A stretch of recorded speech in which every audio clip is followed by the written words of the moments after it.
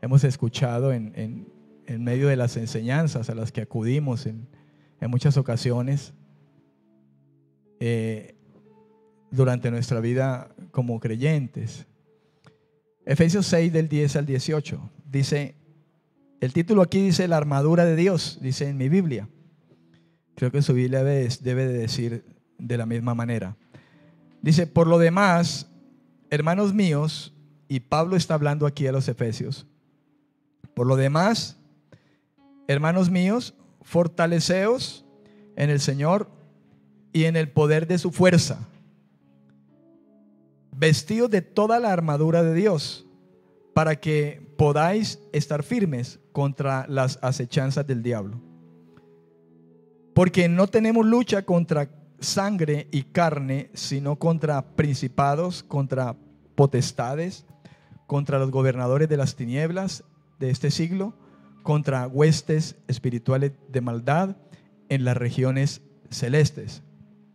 Por tanto, tomad toda la armadura de Dios para que podáis resistir en el día malo, y habiendo acabado todo, estar firmes. Estad pues firmes, ceñidos vuestros lomos con la verdad y vestidos con la coraza de justicia, y calzados los pies con el apresto del evangelio de la paz. Sobre todo, tomad el escudo de la fe, con que podáis apagar todos los dardos de fuego del maligno. Y tomad el yelmo de la salvación y la espada del Espíritu, que es la palabra de Dios, orando en todo tiempo con toda oración y súplica en el Espíritu, y velando en ello con toda perseverancia y súplica por todos los santos. Amén, amén y amén. ¿Cuántos dicen amén? Gloria a Dios. Esto es palabra del Señor. Esto es palabra de Dios, inspirada por Dios. Pablo fue inspirado por Dios a escribir estas cosas a una iglesia que estaba en una ciudad llamada Éfeso. Y Dios mismo se ha encargado de que estas mismas palabras que fueron transmitidas a esta iglesia pudieran hoy estar delante de usted y de mí en este tiempo. Y no sé por cuánto tiempo más la palabra de Dios ha venido trascendiendo, ¿verdad? Desde que fue revelada, en este caso a Pablo, estas cosas, que escribió casi el 70% del Nuevo Testamento, refiriéndonos a las cartas. Y el Espíritu Santo inspiró a este hombre que escogió de entre los pecadores que somos en su tiempo, para que estas palabras quedaran aquí plasmadas a través de los años que han pasado hasta el sol de hoy. No sé cuánto tiempo más estas palabras seguirán estando al frente de nosotros como cristianos, y los que puedan venir, porque quizá de los años que vienen, quizá muchos de nosotros ni estemos, ¿verdad? Hayamos partido con el Señor, y estas palabras pueden seguir vigentes. Digo esto porque no sé cuándo viene el Señor, ¿verdad? Escuchamos de señales, de guerras, entre naciones y todas esas señales que ciertamente, si hoy las estamos viendo, no son de ahora, han venido a través de los años sucediendo: guerras, terremotos, pestes. Amén. Lo cierto es que son señales, y cada vez están habiendo más señales, y se añaden aún otras más que quizá nos acercan más al hecho de que Cristo está a las puertas. Pero nos compete a nosotros el hecho de poder entender, comprender las palabras de Dios reveladas aquí en la Biblia. La Escritura dice que Dios tiene cosas que son ocultas para nosotros, pero las cosas reveladas Dios las ha dado a nosotros para que conozcamos muchas verdades. Lo importante de esto es que podamos asumir esas verdades a la luz de la palabra, y no quizá al pensamiento, a las ideas humanas.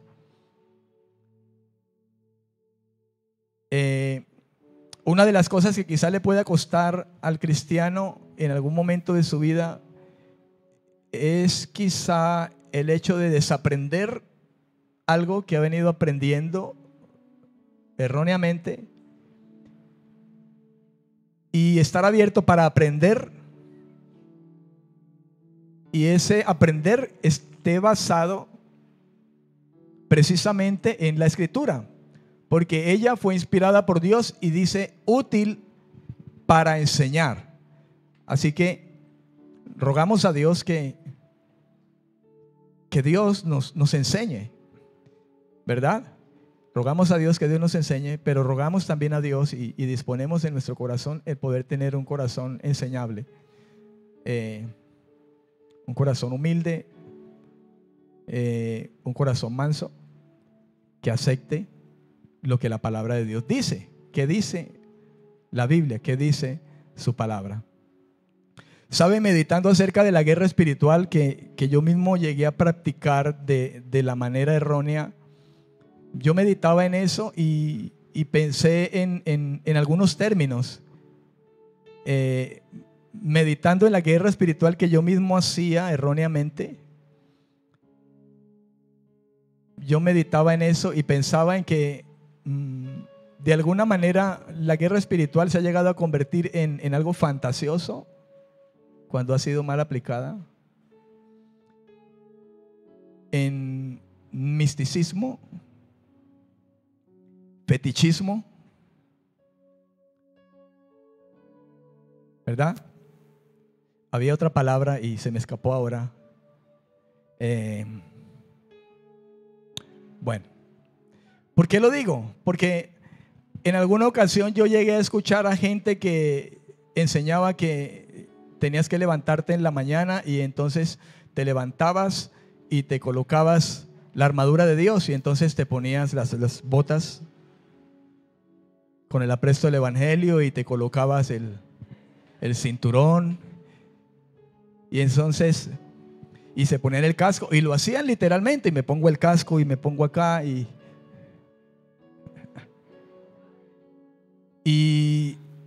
escuchando acerca de la guerra espiritual y en las cosas que yo mismo caí. Yo no digo esto por criticar, no digo esto por hacer sentir mal a nadie, porque yo también caí en eso.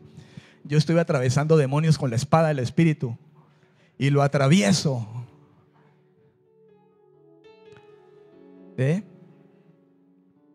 Y ahora le pisamos la cabeza y algunos brincábamos y yo dije, Señor, si uno medita en esto, verdaderamente ha hecho de la guerra espiritual cosas fantasiosas, fetichistas. Y pongo como ejemplo que me ha parecido quizá de los más recordados. Me pongo la armadura de Dios. Señor, nos revestimos de la armadura de Dios. Es como si dijeran, ahora me pongo la armadura de Dios. Póngasela, hermano. Y lo tomamos así. Cuando la palabra del Señor nos enseña cosas totalmente distintas y claras. Yo creo que el tiempo no me va a alcanzar, ¿verdad? Pero estuve observando y me puse a observar la carta a los Efesios. O sea, observando el contexto de ese texto que leímos, Efesios 6, del 10 al 18. Me puse a observar. Y observando el contexto de la carta de Pablo a los Efesios, encontré que Pablo habla a los Efesios acerca de la revelación que Dios le trajo acerca de lo que él llama el misterio. En el griego esa palabra misterio, y muchos ya deben de saberlo, es la palabra mysterium. Y aquí se refiere al evangelio y a toda la dispensación cristiana. a toda esta nueva dispensación del Señor, de su gracia, ¿verdad? Porque el evangelio es su gracia manifestada, es la buena noticia. Esa buena noticia es la gracia de Dios manifestada a través de Cristo y su muerte, su sacrificio por nosotros, pero también la palabra que Cristo predicó durante todo ese tiempo. Y todo eso hace parte del misterio que Pablo predicó. El evangelio no se centra simplemente en la muerte y resurrección de Cristo. Ese es el tema central. Pero Cristo, antes de morir, Él vino a estar con nosotros hablando todo lo que el Padre le daba que hablara. Y Él dijo: todo lo que yo les hablo a ustedes, todo lo que yo les enseño a ustedes, no es ni siquiera mío, decía Él, aunque Él era Dios con nosotros. Pero estaba en una condición de hombre y estaba sometido al Padre. Así que Él dijo: todo lo que yo hablo, lo hablo por inspiración del Espíritu que está sobre mí. Como Él dijo: el Espíritu del Señor está sobre mí y me ha ungido, ¿verdad? Y por el Espíritu Él recibía esa palabra del Padre y la manifestaba. Él dijo: todo lo que yo predico, les he dicho, les he enseñado, mi doctrina no es mía, mi doctrina me la da el Padre y yo se la he dado a conocer a ustedes. Y Pablo habla de ese evangelio. Pues Pablo habla de su muerte redentora, de su resurrección, de su glorificación. Pero Pablo habla del consejo que Cristo habló, de su enseñanza. Todo lo que habló Jesús, nuestro Señor, Dios con nosotros, recibido del Padre. Amén. Y no solamente Pablo, sino que dice también todos los apóstoles y profetas, también por el Espíritu Santo. Si usted lee conmigo Efesios 3, del 1 al 7, mira lo que dice Pablo en el capítulo 3 de Efesios. Dice: por esta causa yo, Pablo, prisionero de Cristo Jesús, por vosotros los gentiles, si es que habéis oído de la administración de la gracia de Dios que me fue dada para con vosotros, que por revelación me fue declarado el misterio, como antes lo he escrito brevemente, leyendo lo cual podéis entender cuál sea mi conocimiento en el misterio. Nota lo que dice Pablo: leyendo, he escrito brevemente, leyendo lo cual podéis entender cuál sea mi conocimiento en el misterio de Cristo y todo lo que ha venido con Él, todo lo que ha traído el Padre a través de Él. Misterio que en otras generaciones no se dio a conocer a los hijos de los hombres, como ahora he revelado a sus santos apóstoles y profetas por el Espíritu. Versículo 6: que los gentiles son coherederos y miembros del mismo cuerpo y copartícipes de la promesa en Cristo Jesús, por medio de ¿qué? Del evangelio. Versículo 7: del cual yo fui hecho ministro por el don de la gracia de Dios que me ha sido dado según la operación de su poder, según Dios le impartió. Fíjese, Pablo está hablando, hermano, acerca del misterio, hablando del evangelio y de todo lo que él ha escrito. Dice, porque habla ahí: lo he escrito brevemente, leyendo lo cual podéis entender cuál es mi conocimiento en el misterio. Y cuando Pablo habla de esto, habla de sus cartas y de todo lo que Dios le ha revelado a través de esas cartas. Todo el consejo de Dios que tiene que ver con la manera de vivir, de la conducta cristiana, de la enseñanza, de la doctrina, de la naturaleza de Dios. Todas esas cosas Pablo habla allí y dice que ustedes han leído y en medio de todas estas cosas también dice: no solo yo, sino los santos apóstoles y profetas por el Espíritu. Aquí habla de otros apóstoles y otros profetas. Dice que los gentiles también entrarían a toda esta bendición, porque Pablo decía en alguna de sus cartas que de los judíos son las promesas, los pactos, pero Dios ha hecho partícipes a los gentiles también. Y dice, ustedes también, gentiles, son coherederos, son miembros del mismo cuerpo, son copartícipes de la promesa en Cristo Jesús por medio del evangelio que me ha sido encomendado predicar, porque Pablo, siendo judío, le fue encomendado predicar el evangelio a los gentiles específicamente. Recuerden que inclusive Pablo no fue querido entre los mismos judíos y tuvo que huir, y en determinado momento dijo, me iré a los gentiles, y efectivamente se cumplía a lo que Dios lo había llamado de manera específica, a extender, a ser parte de aquellos en el propósito de Dios de extender el evangelio en muchos lugares. Amén, amén.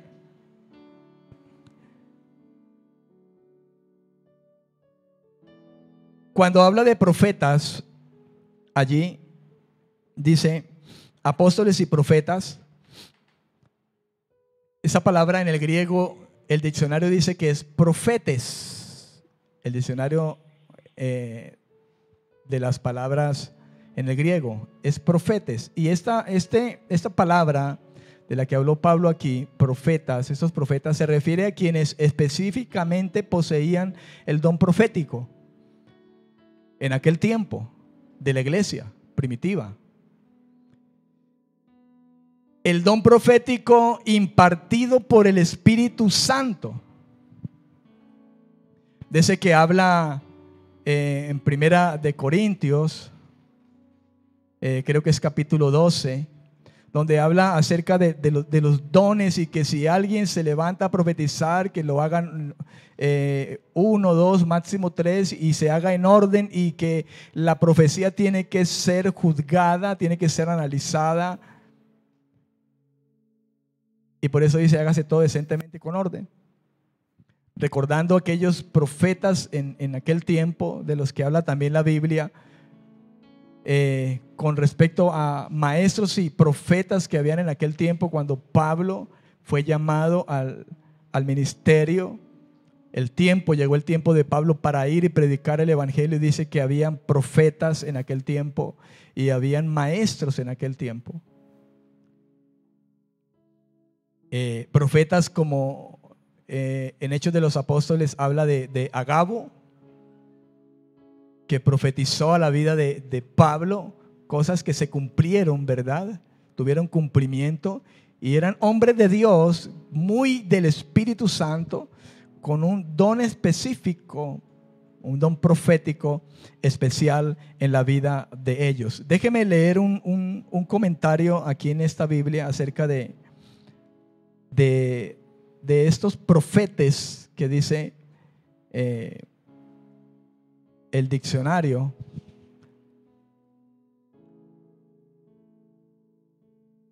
Quizá para que comprendamos un poco acerca de qué estaba hablando el apóstol Pablo en esta ocasión. Dice un comentario aquí, dice, se refiere específicamente de quienes poseían el don profético o carisma impartido por el Espíritu Santo a la iglesia primitiva. Los profetas eran una clase de instructor o predicador que estaban bajo los apóstoles. Importante esto.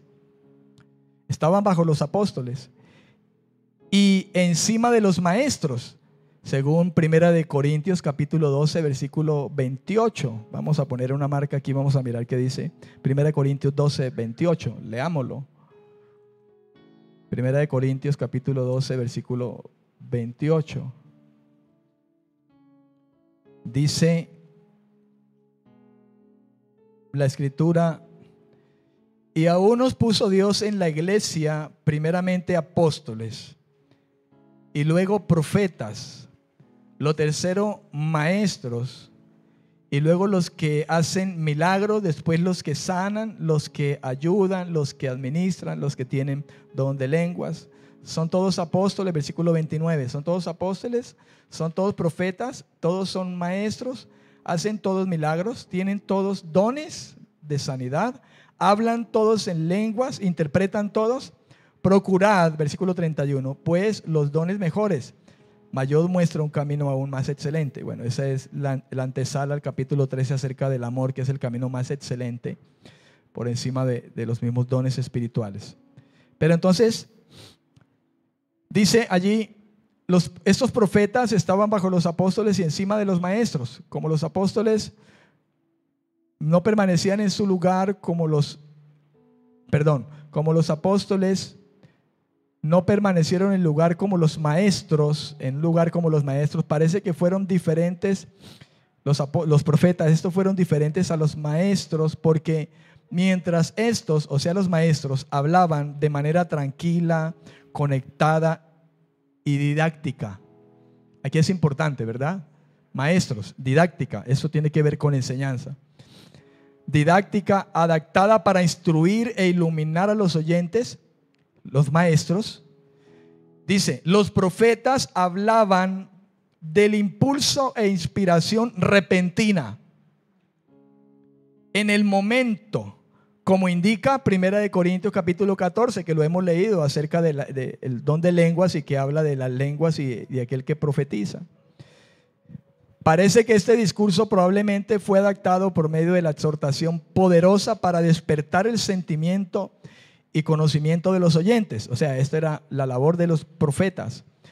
La idea de hablar con base de una revelación inmediata parece ser fundamental aquí, y se relaciona con eventos futuros o el pensamiento y las intenciones del Espíritu de modo general. Hay algunas citas bíblicas aquí, quizá usted lo quiera escribir si está escribiendo. Hechos 11:27, Hechos 13:1,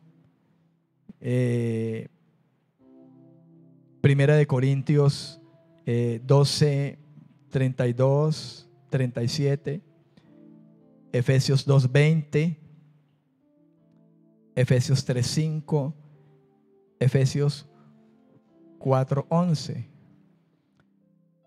¿Verdad? Yo se los dicto para que usted los escriba, porque pues se supone que usted es juicioso y quizá haga como los hermanos de Berea en aquel tiempo y vaya a mirar e indague acerca de esto, ¿verdad? Entonces, parece que cuando habla acerca de los profetas allí, apóstoles y profetas, está nombrando aquellos que tenían como profetas un don específico que repentinamente llegaba a aquel hombre que el Espíritu Santo tomaba con ese don, y el Señor hablaba a través de estos hombres. Entonces parece que Pablo se refiere a esto aquí en el versículo 5 de Efesios capítulo 3. Quise traer este comentario porque creo que era importante poder tenerlo en cuenta. Ahora, observando el contexto de Efesios, la carta a los Efesios, nos damos cuenta que Pablo aborda temas importantes que constituyen la conducta que se manifiesta en la vida de un verdadero creyente. Y que, escuche esto, Pablo aborda, mirando el contexto de Efesios, nos podemos dar cuenta de que Pablo aborda temas importantes que constituyen la conducta de un verdadero creyente, alguien que ha nacido de nuevo, alguien que Dios lo ha salvado, alguien que Dios ha sellado con el Espíritu Santo y Dios ha dicho: es mío, me pertenece. Pablo aborda temas que constituyen la conducta de esos creyentes y se manifiestan en la vida que debe vivir, valga la redundancia, un verdadero creyente. Pero estos temas que abordó Pablo también van a constituir el frente de ataque de Satanás. El frente de ataque de Satanás hacia los hombres y mujeres que han sido salvados por medio del Evangelio de Cristo. Yo, analizando el contexto, generalicé en 3 puntos ¿verdad? Mirando el contexto, generalicé en 3 puntos lo que Pablo habla a los efesios, ¿verdad? En esta carta, y que constituyen la conducta que Pablo mismo dice que debe vivir el creyente conforme a la vocación, al llamado, que se comporten como es digno del evangelio.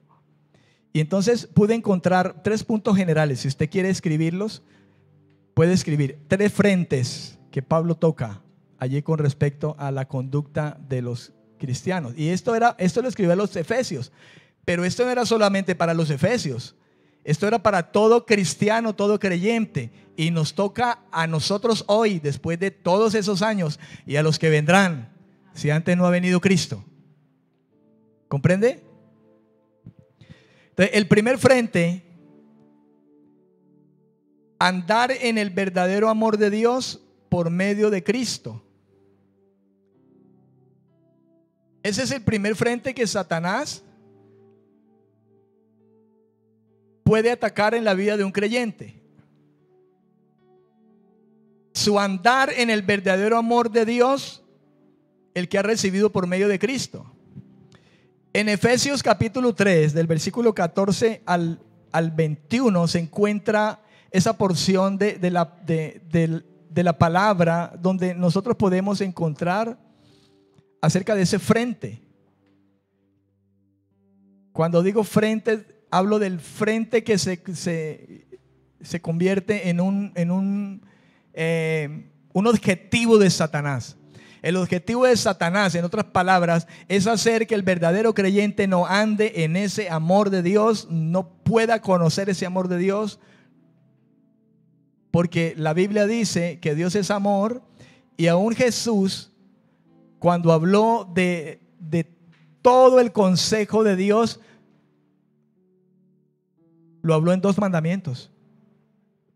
Amarás a Dios con todo tu ser. Y el segundo, amarás ¿a quién? Al prójimo. ¿Recuerdan? Que él dijo que en 2 mandamientos nomás podría resumir toda la ley. Amén. Y vamos a leerlo. Como ustedes dicen que no hay afán, entonces vamos a leerlo. Efesios 3:14. Si está de acuerdo conmigo, dice: por esta causa doblo mis rodillas. Pablo está hablando a los efesios, ha escrito a los efesios: doblo mis rodillas ante el Padre de nuestro Señor Jesucristo, de quien toma nombre toda familia en los cielos y en la tierra, para que os dé, conforme a las riquezas de su gloria, el ser fortalecidos con poder en el hombre interior por su espíritu. Versículo 17. ¿Para qué?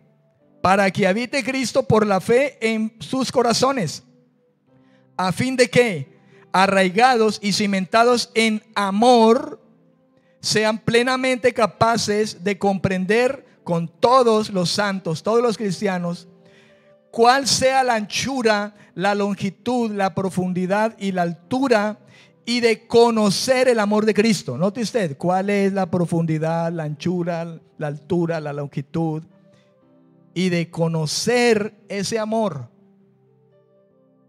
y de conocer cuál es esa anchura, esa profundidad de ese amor, esa longitud, esa profundidad. Porque de hecho, quizá muchas veces nosotros decimos: hermano, yo te amo en Cristo. Y a veces, por eso es que Juan dice: no amen de lengua, porque de lengua se dice mucho. Pero dice, si hablas de amar, tienes que comprender la anchura que tiene eso, el amar. Porque inclusive el Señor habló del amor extendido inclusive a los que quieren matarnos a nosotros, nuestros enemigos. Entonces Pablo dice de conocer el amor de Dios, de conocer cuál es esa anchura, esa longitud, esa profundidad y esa altura, y de conocer ese amor de Cristo que excede a todo conocimiento, para que seáis llenos de toda la plenitud de Dios. Entonces, y a aquel que es poderoso para hacer todas las cosas mucho más abundantemente de lo que pedimos o entendemos según el poder que actúa en nosotros. A Él sea gloria en la iglesia, en Cristo Jesús, por todas las edades, por los siglos de los siglos. Amén. Entonces, del versículo 14 al versículo 21, yo he hallado un frente de Satanás. Es que usted y yo no amemos con el amor que Dios nos manda a amar. Porque Dios nos exige amar. Vuelvo y pongo el ejemplo. Dios dijo: amarás hasta vuestros enemigos. El amor que excede a todo conocimiento, a todo entendimiento. Allá afuera no lo entienden. ¿Cómo así que amar a los enemigos? Si antes la gente ya quiere matar a los enemigos. Y por eso dice el amor que excede a todo conocimiento. Porque ¿cómo amar a un enemigo? Eso excede a todo conocimiento humano, natural. Pero Cristo nos amó siendo enemigos de Él. Mas Dios mostró su amor para con nosotros en que aún nosotros siendo pecadores, Él murió por nosotros. Amén. Cristo murió por nosotros. El segundo frente, analizando esta carta a los Efesios, que Satanás puede tomar o toma, es el andar en la unidad a la que el Espíritu Santo lleva al verdadero creyente. Efesios capítulo 4. Entonces, yo le estoy hablando a usted, hermano, de frentes que Satanás toma, que se convierten en el objetivo de Satanás contra la iglesia. Una de ellas es el destruir ese andar en la unidad a la que el Espíritu Santo quiere llevar a la iglesia. Pablo dice en Efesios capítulo 4: yo pues, preso en el Señor, les ruego que anden como es digno de la vocación con que fueron llamados, con toda humildad y mansedumbre, soportándose con paciencia. Y todo esto está hablando de unidad. Cuando dice sopórtense con paciencia, está hablando de que todos en unidad tengan ese mismo sentir.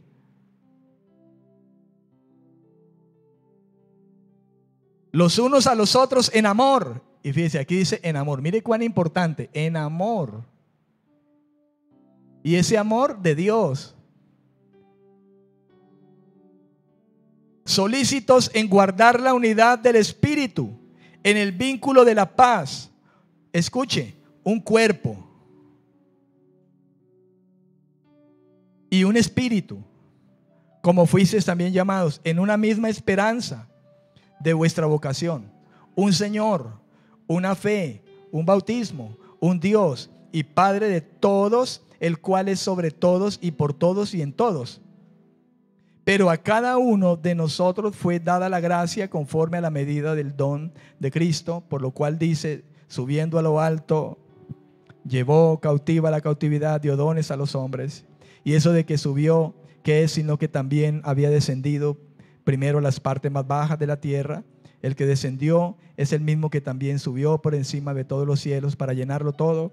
El mismo constituyó unos apóstoles, a otros profetas, evangelistas, pastores, maestros, a fin de que, de perfeccionar a los santos para la obra del ministerio, para la edificación del cuerpo de Cristo. Un único cuerpo, allá arriba lo dijo, un cuerpo, hasta que todos lleguemos a la unidad de la fe, la unidad del conocimiento del Hijo de Dios, a un varón perfecto, a la medida de la estatura de la plenitud de Cristo, etcétera, etcétera. Entonces, esto constituye otro frente de Satanás. Romper con la unidad del cuerpo de Cristo. Él dice que ustedes tengan un solo Señor. Recuerdo que Jesús dijo un día: ustedes me dicen Señor, pero ustedes no hacen lo que yo digo.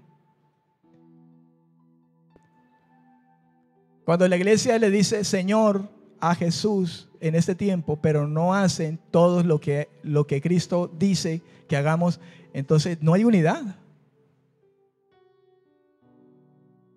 Y Satanás de alguna manera ha estado ganando terreno en eso.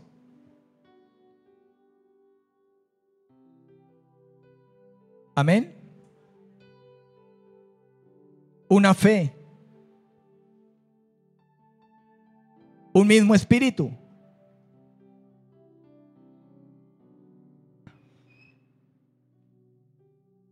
Y el frente número 3 que yo escribí aquí: andar viviendo la vida de Dios manifestada en todos los entornos de nuestro diario.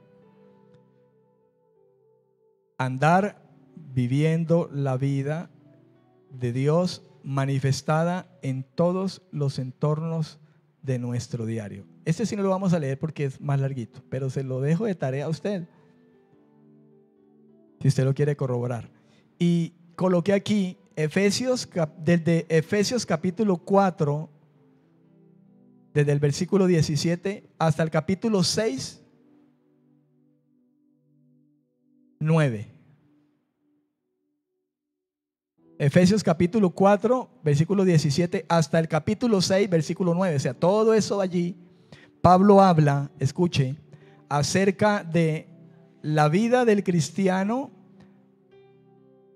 en todo su entorno. Y usted puede recordar, Pablo habla entonces de la nueva vida en Cristo, habla de vivir en santidad, de no andar en impurezas, en lascivias. Habla de ninguna palabra corrompida salga de su boca, porque ustedes fueron sellados con el Espíritu Santo. No sean amargados, no anden en enojos, en iras, griterías. Todo eso tiene que ver con el entorno. Maledicencias, malicias, sean benignos unos con otros. En el capítulo 5 dice: anden como hijos de luz. Fornicación, inmundicia, avaricia, ni se nombre entre ustedes siquiera, porque no conviene a santos. Entonces, todo esto tiene que ver, hermano, con nuestro entorno, porque en el entorno nosotros encontramos todo esto: malas palabras, inmundicia, fornicación, que dice aquí, ni siquiera lo nombren. Anden como hijos de luz en medio de las tinieblas, repréndanlas, reprendedlas, dice. Es que saquen a la luz. No sean partícipes de esas cosas. Entonces vemos nosotros manifiesto entonces que Satanás también ataca esos frentes. Esos son frentes de Satanás. Ustedes son hijos de luz, ya no andan en tinieblas. Pongan en evidencia las obras de las tinieblas y no se conviertan a ellas. Y esto habla del entorno de nosotros como cristianos en un mundo que está lleno de tinieblas. Y por ahí Satanás es un frente que Satanás ataca. En el versículo 21 de Efesios 5 habla de someterse los unos a los otros. Entonces habla de los matrimonios, de las casadas con los maridos, y de los hijos con los padres con los hijos. Y esto está hablando del entorno familiar. Y Satanás, ese es un frente de Satanás. Entonces, note usted que Pablo ha venido hablando acerca de la conducta de quienes son santos, ¿verdad? De quienes son hijos de Dios, de cómo vivir la vida de Dios, de cómo vivir en medio de un entorno, hermano, que se llama el mundo, y que Jesús mismo dijo: Señor, guárdalos del mundo. No te pido que los quites, guárdalos. Y Jesús habló del entorno, el mundo, como los van a odiar. Jesús habló del entorno diciendo: van a ser tentados en el mundo. Guárdense del mundo. Y ahora pensemos, ¿quién es el príncipe de este mundo? Efesios capítulo 2. Y Él os dio vida a vosotros cuando estabais muertos en vuestros delitos y pecados, en los cuales anduvisteis en otro tiempo, siguiendo la corriente de este mundo, conforme al príncipe de la potestad del aire, el espíritu que ahora opera en los hijos de desobediencia. Opera en los hijos de desobediencia. Pero ese que opera en los hijos de desobediencia tiene a los hijos de Dios como un objetivo también. Y es que la verdadera guerra es con los cristianos. La verdadera lucha espiritual es con los cristianos. Los que verdaderamente luchan espiritualmente son los cristianos. Los que no lo son, no. Son esclavos. Están bajo el lazo de Satanás. Y Pablo decía a Timoteo que tuviera paciencia con muchos que se oponen, si acaso le diera el Señor la oportunidad de escapar del lazo del diablo en que están atados ellos por la voluntad de Satanás. Entonces note usted que ahora Pablo en el capítulo 6, versículo 10, él comienza con una palabra que dice: por lo demás, hermanos míos, fortalezcanse en el Señor, en el poder de su fuerza, vístanse con toda la armadura de Dios para que puedan estar firmes contra las acechanzas del diablo. Estar firmes contra las acechanzas del diablo. Dice, por lo demás, Pablo ha venido hablando de cómo él debe ser la vida del creyente, pero aquí dice, ahora por lo demás, sean conscientes de que el diablo los acecha y ustedes deben de permanecer firmes en esa unidad que les he hablado. Deben permanecer firmes en esa manera de vivir que les he hablado, en ese comportamiento que deben de tener en su entorno, con su familia, como iglesia, en tener todos un mismo Señor, una misma fe, un mismo bautismo, un mismo Padre.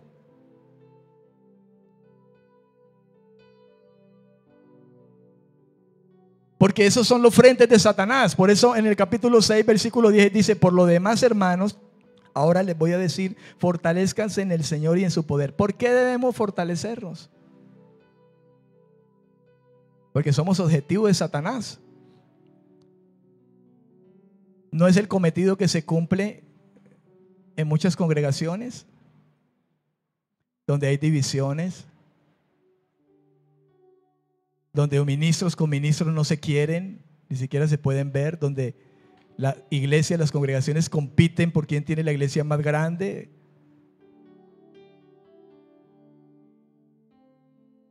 Donde hay divisiones entre los ministerios, hermanos que no se quieren, no se soportan, no se saludan. Entonces Pablo dice aquí: fortalezcanse en el Señor y en su poder. Vístanse toda la armadura de Dios para que puedan estar firmes contra las acechanzas del diablo. Dice: vístanse con toda la armadura. Ahora, ¿qué es armadura? En el griego, panoplia. ¿Cómo suena? Panoplia. Pablo dijo: vístanse de toda la armadura de Dios. Fue como él escribió en esta carta. Esa palabra que escribió Pablo allí, armadura, panoplia, en el griego, significa o habla de una armadura completa.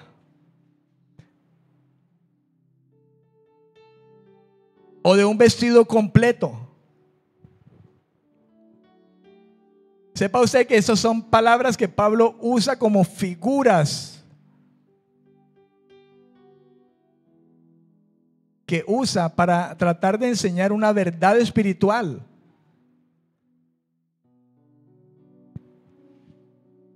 Y él habló de una armadura como de un vestido o una armadura completa. De hecho, esta palabra armadura está compuesta, es una palabra compuesta. La primera parte de esa palabra es pam, como suena, como el pan de la tienda. Y pam, esa primera parte de esa palabra significa todo o todos. Y la segunda palabra es con H al comienzo, oplom. Oplom. Y significa arma, equipo, instrumento, herramientas. Entonces diría: vístanse con todo el equipamiento que Dios les ha dado. Vístanse con todas las armas que el Señor les ha dado. Vístanse con todos los instrumentos que Dios les ha dado. Vístanse con todas las herramientas que tienen de Dios para ustedes.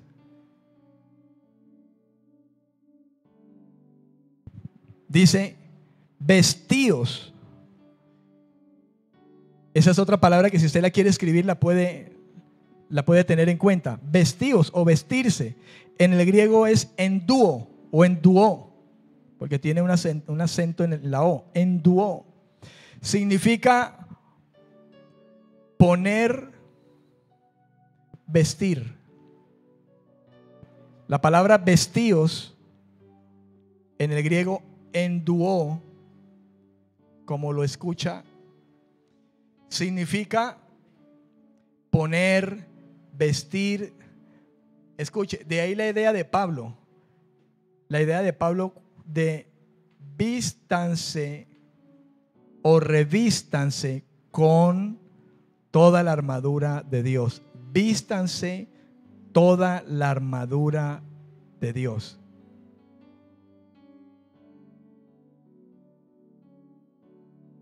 Creo que quizá de ahí es que mucha gente ha tomado literal la palabra vístanse y dice, yo me visto ahora, me pongo las botas, me pongo el cinto, y agarro aquí el escudo, y entonces lo han tomado tan literal que, vea hermano, así yo conocí cristianos que así lo hicieron.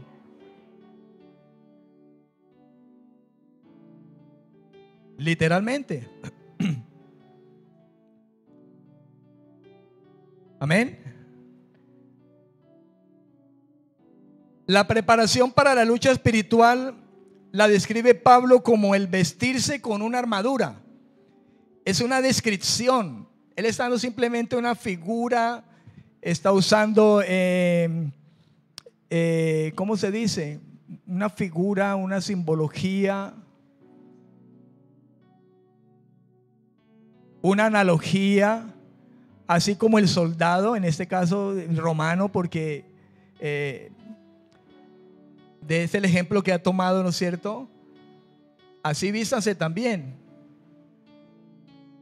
Pero la preparación para la lucha espiritual la describe Pablo como el vestirse con una armadura. Las imágenes para esta descripción las ha tomado del armamento de un soldado romano y la descripción de la armadura de Dios que también describe Isaías en el capítulo 59, versículo 16 al 17. Vamos a mirar qué dice Isaías. Isaías capítulo 59, versículos 16 y 17.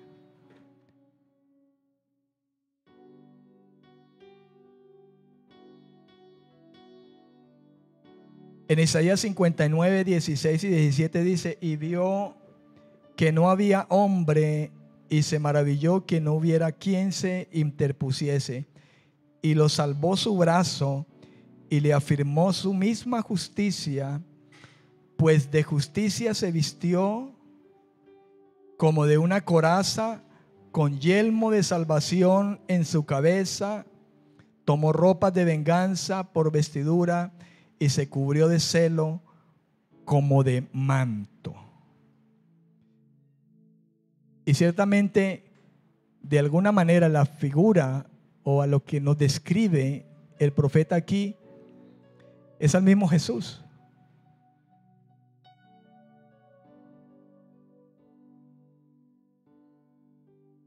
Y vio que no había hombre y se maravilló que no hubiera quien se interpusiese, y lo salvó su brazo y le afirmó su misma justicia, pues la justicia se vistió como de una coraza, con yelmo de salvación en su cabeza, tomó ropas de venganza por vestiduras y se cubrió de celo como de manto. Y esto parece indicar aquí una descripción del Mesías. Amén. Ahora, ese mismo verbo vestir, Pablo, o sea, enduó, Pablo lo usó en algunos otros de sus escritos, como por ejemplo Romanos 13:12, Romanos capítulo 13, versículo 12.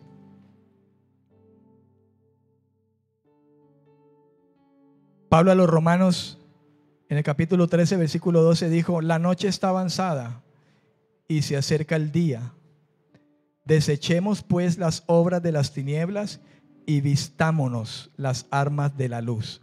Ahí está la misma idea de ese vestido de toda la armadura de Dios. Pablo, hablando a los efesios, en esta ocasión a los romanos.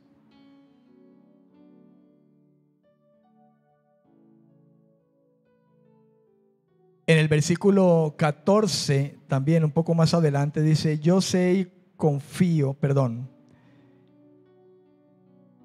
sino, versículo 14, el mismo capítulo 13 de Romanos, dice: sino vestidos del Señor Jesucristo. Esa palabra vestidos es el mismo enduó. Vístanse del Señor Jesucristo. Revístanse con el Señor Jesucristo. Vístanse de Él, revístanse de Él. Sean como Él, en otras palabras es. Que el carácter de Él esté en ustedes, la vida de Cristo esté en ustedes, en otras palabras.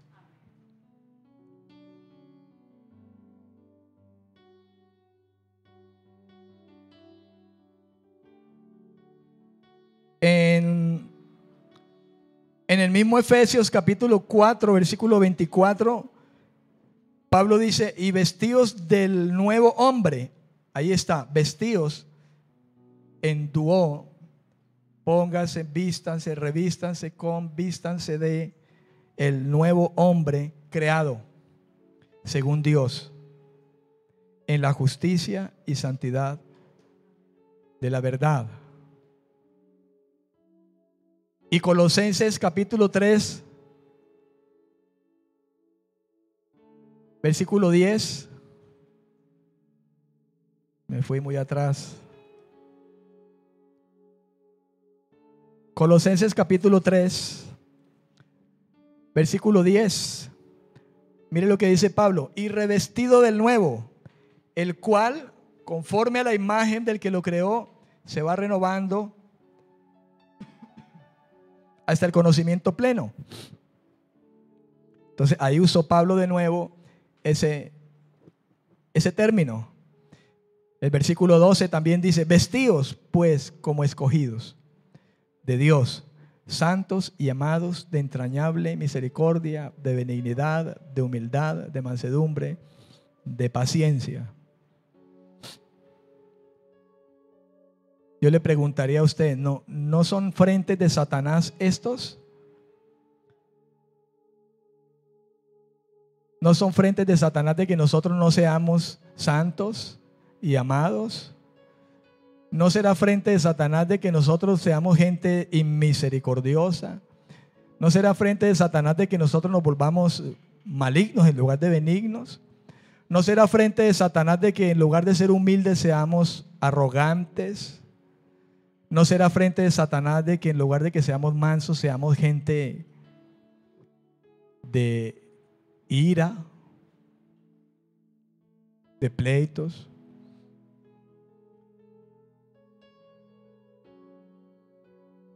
¿No será un frente de Satanás de que no nos soportemos, cuando aquí dice sopórtense unos a otros? ¿No será un frente de Satanás de que no nos perdonemos los unos a los otros? Vaya que hay problema con el perdón en la congregación de los santos.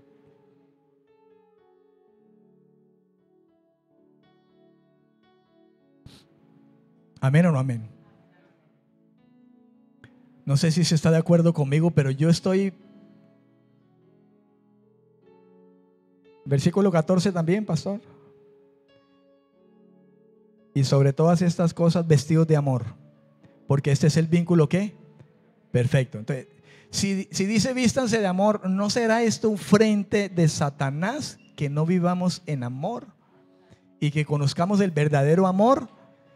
Cuán profundo es, cuán ancho es, cuán alto y cuán largo es. Porque a veces decimos que amamos a los hermanos y solamente es de lengua. Pero si comprendiéramos lo ancho que es esa palabra, entonces soportaríamos al hermano difícil, lo amaríamos.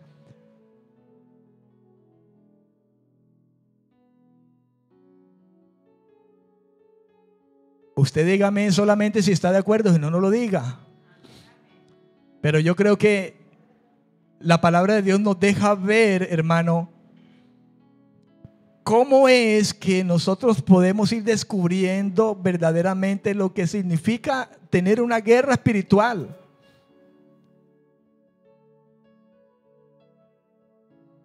Amén. El propósito de esta preparación y equipamiento, recuerde que hablamos de armadura como algo que significa un vestido completo, donde Él nos ha dado toda arma, nos ha dado todo equipamiento, nos ha dado todo instrumento, nos ha dado toda herramienta, toda capacidad. ¿Y cuál es el propósito de esa armadura? Y ya vimos que eso no se trata de un vestido literal, ¿no? No de una armadura que yo me pongo físicamente, literalmente. Y lo hemos visto en los ejemplos, ¿no es cierto? Los verbos que usó: vístanse de amor, vístanse del Señor Jesucristo, vístanse de entrañable amor. Eso no tiene nada que ver con ponerme vestidos o fantasear con una guerra espiritual que no aplica como es, o cosas de mi imaginación. ¿Usted ve que hay gente que hace guerra espiritual con imaginación? Usando la imaginación. Como les decía ahora, ¿verdad? Yo atravesé demonios con espadas y ahora, y la imaginación, y ¡pum! Y los atravieso y se van. Y fuera. Y yo seguía en las mismas, hermano. Y explota. Y yo seguía en mi carne.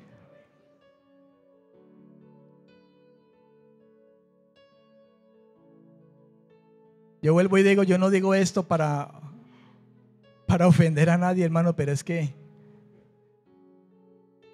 debemos dejarnos guiar por la verdad, y la palabra de Dios es la verdad. ¿Cuántos dicen amén? El propósito de esta preparación y equipamiento de que Pablo habla, que nos ha sido dada por Dios, tiene un propósito. Tiene uno. Y es una sola palabra. Inclusive Pablo la repite como en 3 ocasiones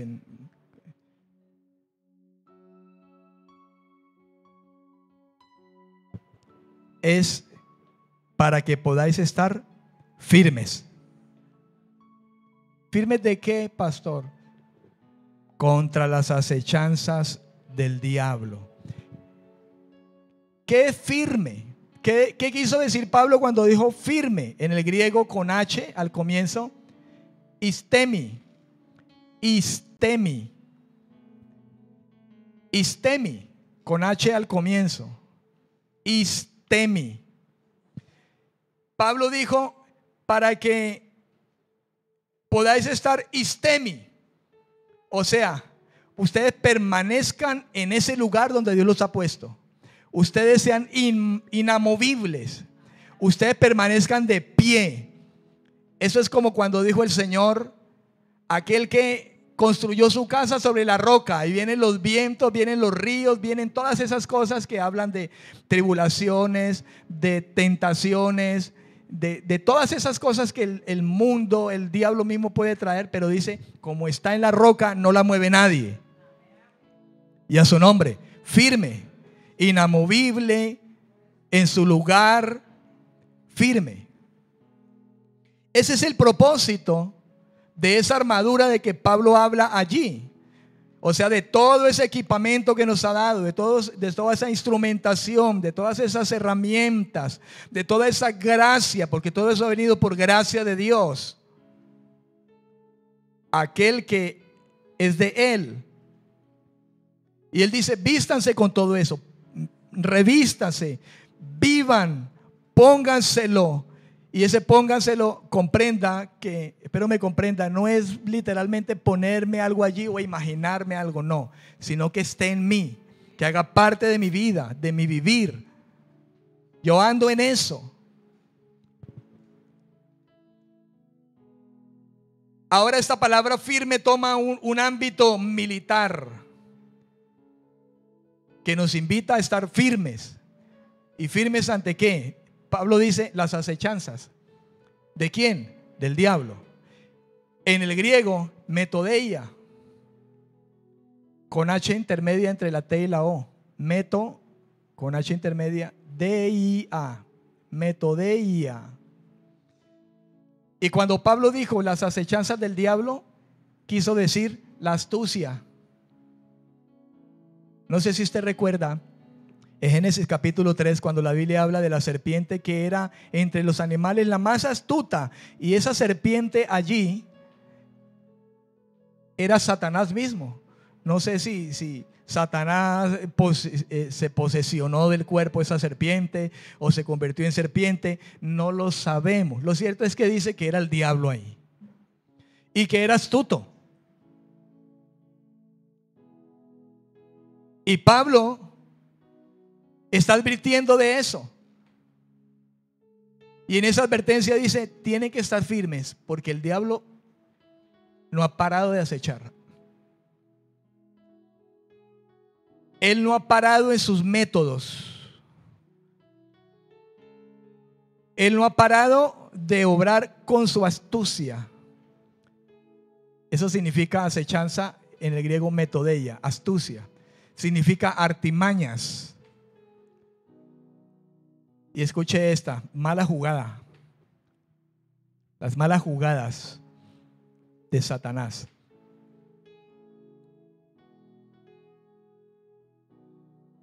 Y dejemos allí. Vamos a dejar allí.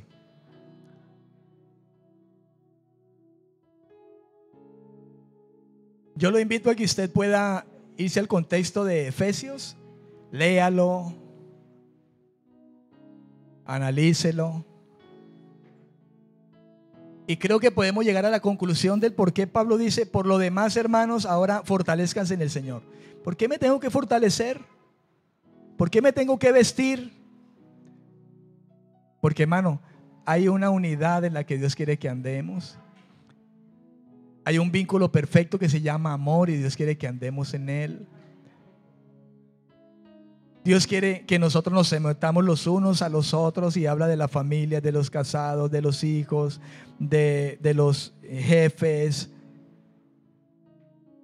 Y todo eso se convierte en, hermano, todos esos se convierten en frentes de Satanás.